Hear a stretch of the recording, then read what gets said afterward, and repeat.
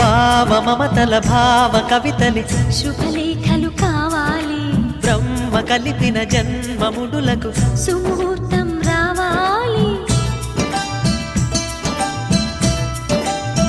మా 7 అడుగుల జోడు నడకలు ఊరంతా చూడాలి, వేలు విలువని తోడు ఇమ్మని అక్షింతలు వేయాలి. ఇన్నాళ్ళు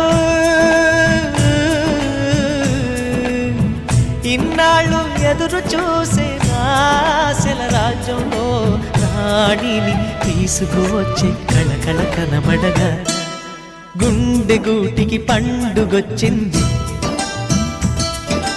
పండు వెన్నెల పంచుతుంది.